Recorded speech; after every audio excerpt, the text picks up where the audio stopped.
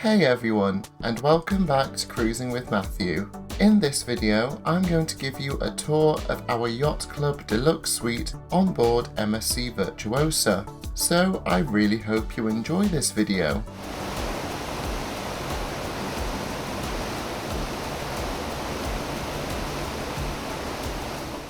In May 2023, we were celebrating Yayan finishing his chemistry PhD, so we decided to splash out on a bank holiday mini cruise with MSC. We'd heard so many good things about Yacht Club, so we were so excited about the whole experience. Now during this cruise, we stayed in cabin 14008, which is a Yacht Club Deluxe Suite situated in the forward portion of the ship. So without further ado, let's take a look around. Walking into the cabin, the first thing you come across is a small hallway area, which features a full-length wardrobe with a decent amount of hanging space. This is also where you'll find your Yacht Club branded dressing gown, slippers, and even a shoe shine service if you require it. However, this is the only wardrobe in the whole cabin, which we did find quite surprising and a bit of a shame. This being said, there is plenty of alternative storage options elsewhere in the cabin. Opposite is one such example, as there's a tall shelving unit, which is also where you'll find the cabin safe, should you wish to store any valuables during your trip.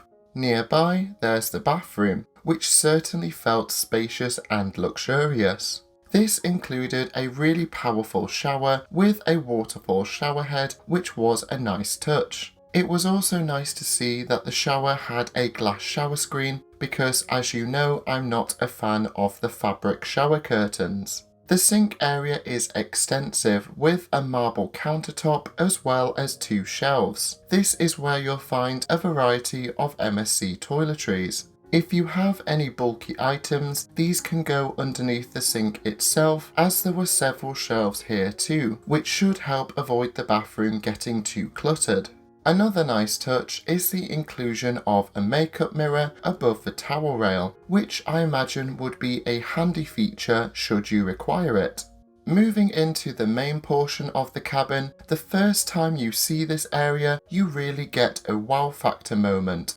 My only critique is the fact that the overall decor is a little too brown for my taste, although it was still a fabulous space and we felt very lucky to be here. In the bedroom portion, you get a large queen-size bed, although these can be separated into twin beds if you so wish. The bed also features probably the jazziest headboard I've ever seen, although it was actually a really cool way of supplying some low-level lighting without it being too harsh.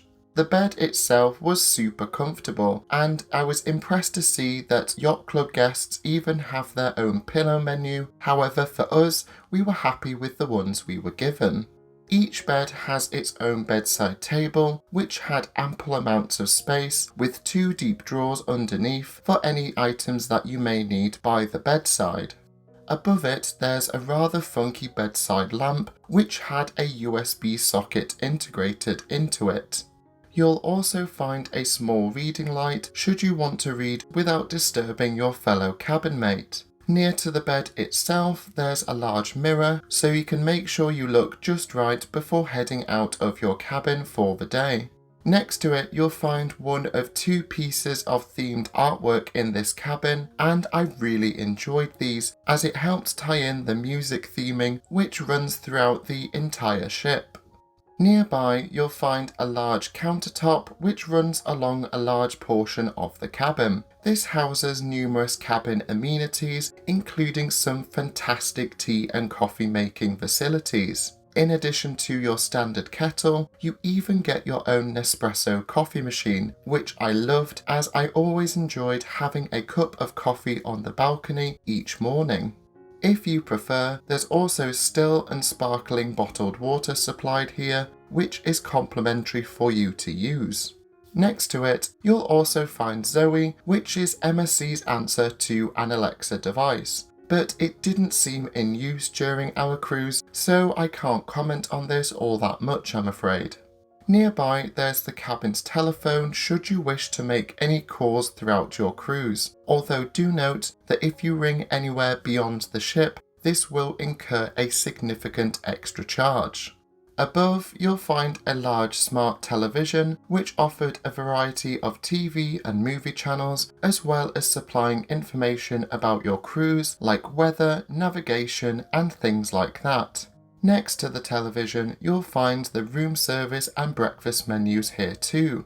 We didn't get a chance to try the standard room service or pizza deliveries, although these are included in your fare.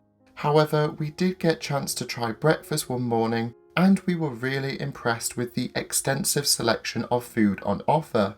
There's a great variety of both drinks and food, with the portion sizes being really impressive, so you certainly won't go hungry.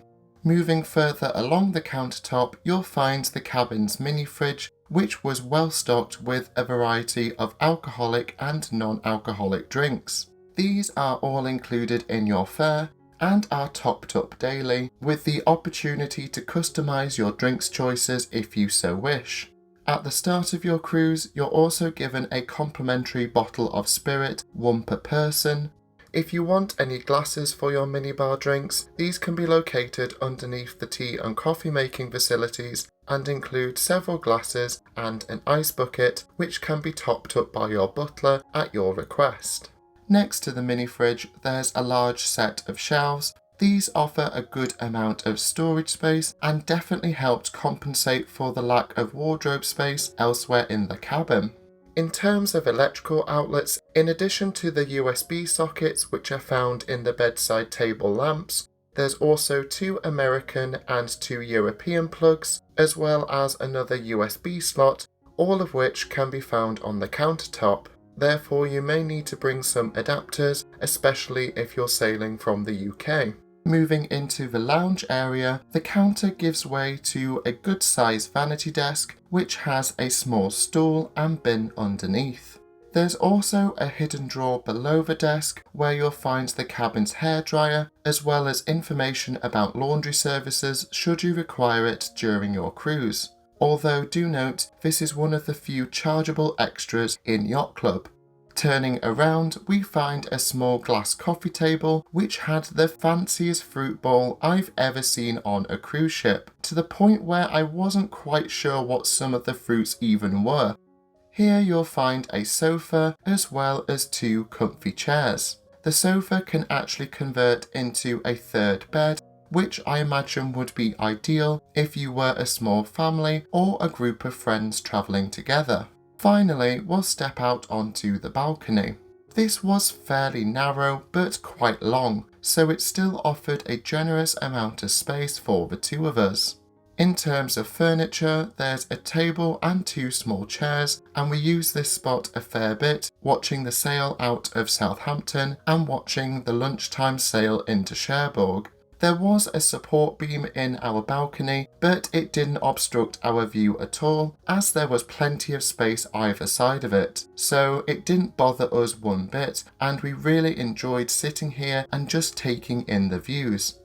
Overall, we really enjoyed staying in this grade of cabin and would highly recommend staying in one of these. Granted, there was limited wardrobe space and the decor was a little dark, but these were just minor issues and we felt thoroughly spoilt in this cabin. The overall size, as well as added extras like the complimentary minibar and extensive room service, elevated the whole experience and really highlighted how Yacht Club is something distinct and quite special compared to your standard cruise ship cabin. This being said, when staying in Yacht Club, the fabulous cabin is only part of the experience, as you get access to dedicated Yacht Club areas and even your own butler, but I'll discuss all of that in a future video, so make sure you keep an eye out for that. So there you have it, my tour of our Yacht Club Deluxe Suite on board MSC Virtuosa, and I really hope you enjoyed it. If you have, please like and subscribe as it's always appreciated. If you want to know more about cruising with Matthew, then check out my other social media channels. The link is in the description below. I hope that you're all doing well at the moment, and I can't wait to see you in my next video. So until next time, this is Cruising with Matthew, and thank you so much for watching.